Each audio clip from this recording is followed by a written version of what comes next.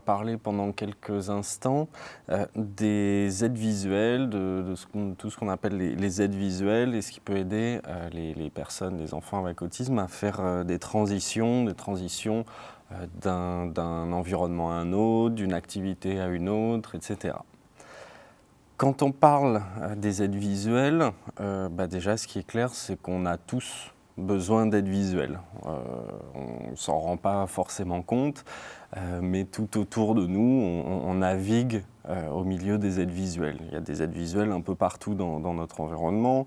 On a tous des agendas, tous ou presque des agendas, que ce soit des agendas papier, des agendas électroniques. On a tous besoin pour savoir quand les événements vont se passer, à quel moment on doit aller d'un événement à un autre, à quel moment on doit partir de chez nous, faire la transition entre notre domicile et notre lieu de travail. Donc c'est ces aides visuelles qui sont importantes. Donc déjà importantes pour nous tous, pour tout un chacun. Et puis quand on parle des personnes avec autisme, on sait que les informations vraiment verbales peuvent être difficiles pour elles, que les informations visuelles peuvent vraiment les aider dans leur vie de tous les jours. Donc on va voir comment ce type d'aide visuelle peuvent être mises en place, peuvent être utilisées pour les personnes avec autisme. D'autres exemples dans notre vie quotidienne, quand on prend notre voiture, on a une jauge à essence qui nous indique, c'est une aide visuelle qui nous indique est-ce qu'on doit aller mettre de l'essence, est-ce qu'on peut faire le trajet qu'on a besoin de faire, est-ce qu'il faut faire une transition pour aller à un autre endroit. Voilà un autre type d'aide visuelle qu'on a tous ou presque.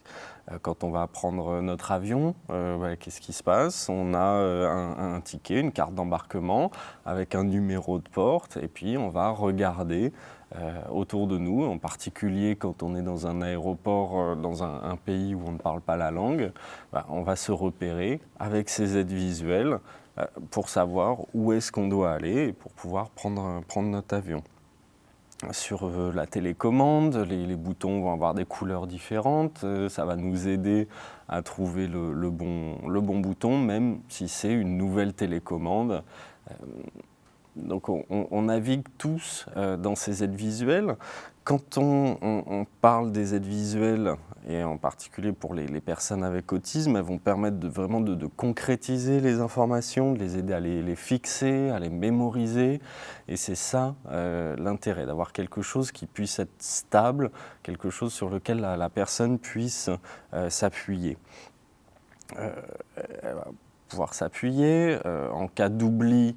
L'aide visuelle peut permettre de se rappeler, tiens, qu'est-ce qui se passe après, quel est l'événement, quel est le renforçateur que je vais obtenir une fois que j'aurai fini mes différentes activités. Donc les aides visuelles, elles peuvent permettre aussi de pallier à des oublis.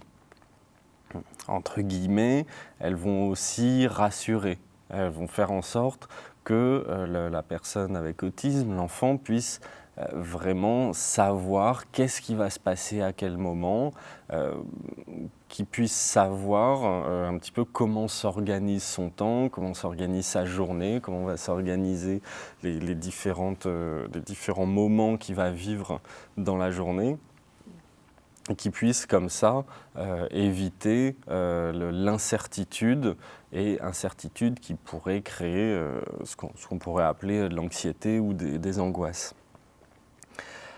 Les aides visuelles, elles vont aussi donner des informations sur les contingences. Sur les contingences, on verra un petit peu plus tard, quand on parle d'économie de jetons, de schéma d'activité, c'est qu'est-ce qui va se passer après quoi? Une fois que j'aurai fini ma séance de travail avec l'éducateur, à quoi je vais avoir droit? Quel va être mon renforçateur? Là aussi, c'est des aides visuelles, mais on a tous des aides visuelles. On a a priori tous signé un contrat de travail qui spécifie les contingences. Si tu fais ça et ça et ça et ça, à tel moment, pour telle quantité, etc., tu obtiendras telle chose. Donc c'est des aides visuelles, c'est des choses qui permettent de concrétiser ce qui a pu être dit par ailleurs. Les aides visuelles peuvent aussi indiquer quel est le comportement attendu. C'est notamment ce qu'on a dans les séquences d'activités, les séquences de comportement. Et ça, on en parlera quelques instants à la fin de ce petit module. Pour les personnes avec autisme, dans la plupart des cas, ces aides visuelles, elles sont indispensables. On l'a dit, elles permettent vraiment de fixer ces informations. Elles peuvent prendre différentes formes. Elles peuvent prendre la forme d'un emploi du temps. Un emploi du temps comme on a dans nos agendas, dans nos plannings. Donc, qu'est-ce qui se passe la journée, la semaine, le mois, etc. Ce qu'on appelle un petit peu plus un schéma d'activité. Un schéma d'activité, c'est sur un temps plus court, quelles sont les activités dans lesquelles tu vas t'engager.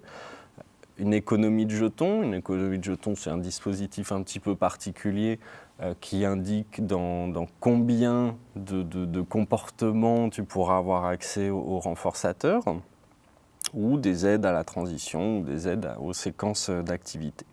On va revenir un petit peu plus en détail sur ces différents types d'aides. Quand on parle d'emploi du temps, c'est des outils visuels qui aident à structurer le temps, à réduire l'incertitude pour que l'enfant sache bien qu'est-ce qui va se passer et dans quel ordre. Ça peut être des emplois du temps écrits pour les enfants qui ont accès à la lecture. Un emploi du temps écrit, c'est quelque chose de très intéressant qui correspond vraiment à ce qu'on a à peu près tous. Ça peut être un emploi du temps, par exemple, dans les écoles, quand la maîtresse fait l'emploi du temps sur le tableau. 1, accueil, 2, français, 3, récréation, 4, mathématiques, etc.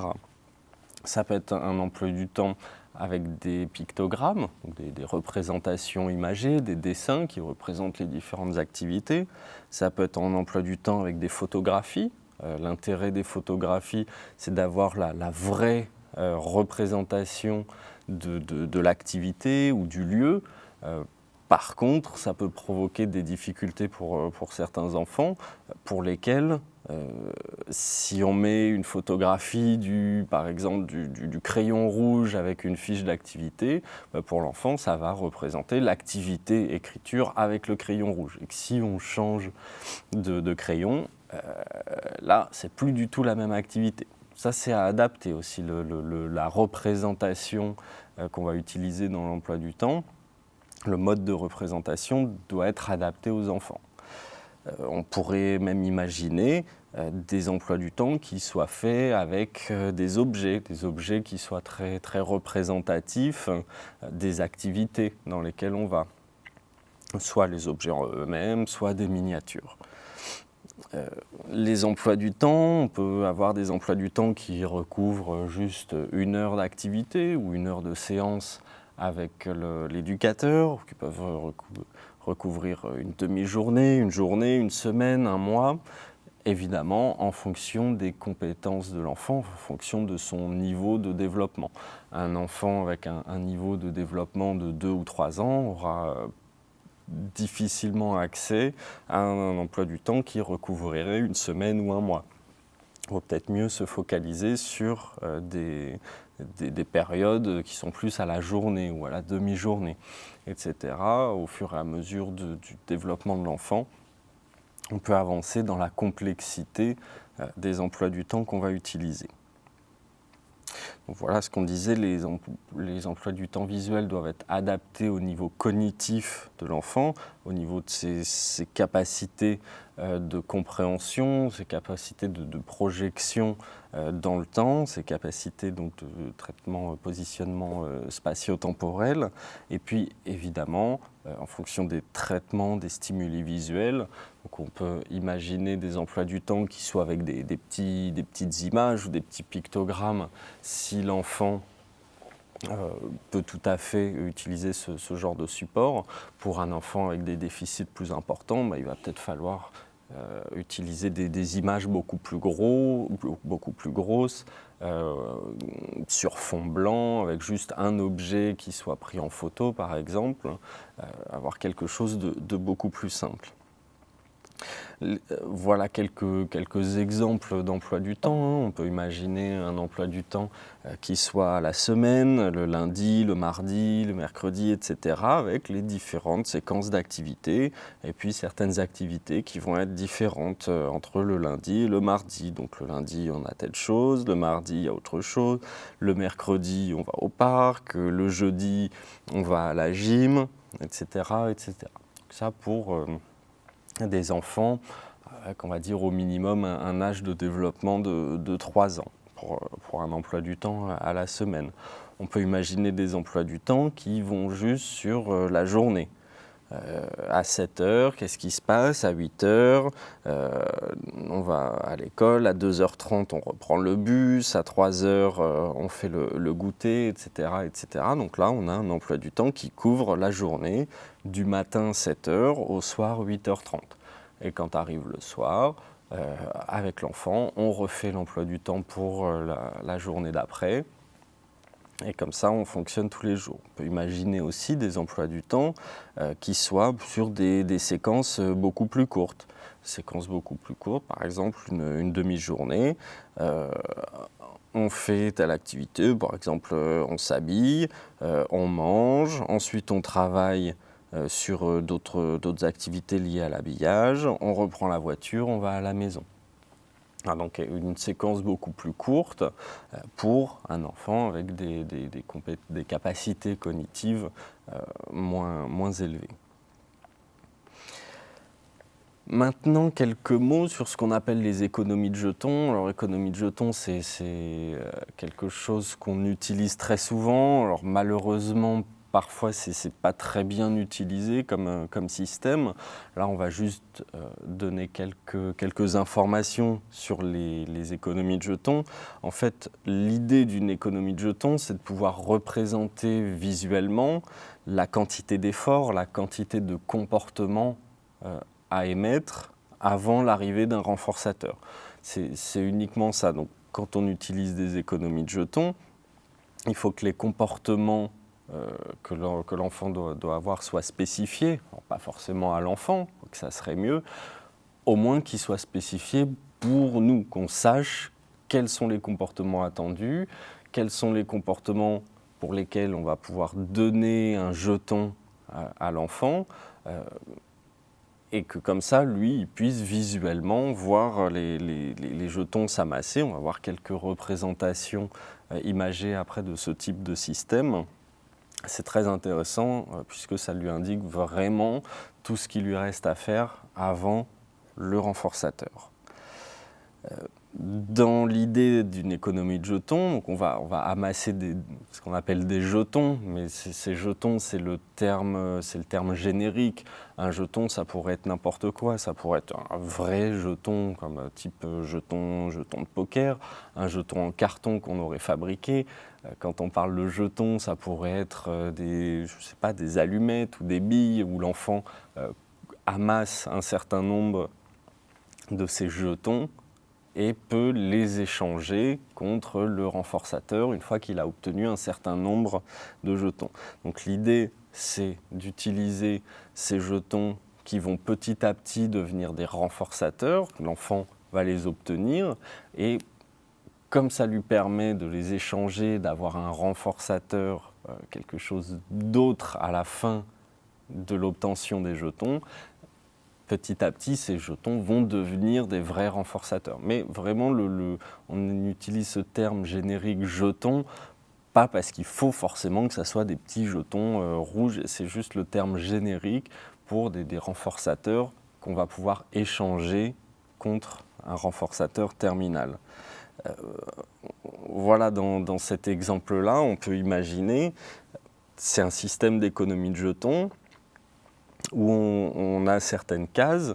À chaque fois que l'enfant fait le comportement attendu, donc le comportement attendu, ça pourrait être un geste d'imitation, ça pourrait être de sélectionner l'objet qu'on lui a demandé, ou de faire une ligne d'écriture, ou tous les comportements auxquels on peut imaginer, auxquels on peut penser. À chaque fois qu'il émet le comportement, dans le bon contexte, quand on lui a demandé de le faire, il obtient une petite croix dans la case correspondante. et une fois que toutes les petites croix sont remplies, que toutes les petites cases sont remplies avec les petites croix, eh ben, il obtient le droit de soit choisir un renforçateur particulier, soit d'obtenir ce qu'il avait demandé auparavant. Mais voilà, ce système lui permet à l'enfant visuellement de savoir combien d'efforts il lui reste à fournir avant d'obtenir le renforçateur. Un autre exemple d'économie de jetons, voilà, on gagne des petits, ça peut être là pour le coup des vrais petits jetons qu'on va coller ou colorier les petites cases. Et une fois que, par exemple, la première part de pizza est remplie, une fois qu'on a colorié les 3 petits points, on a le droit à un renforçateur.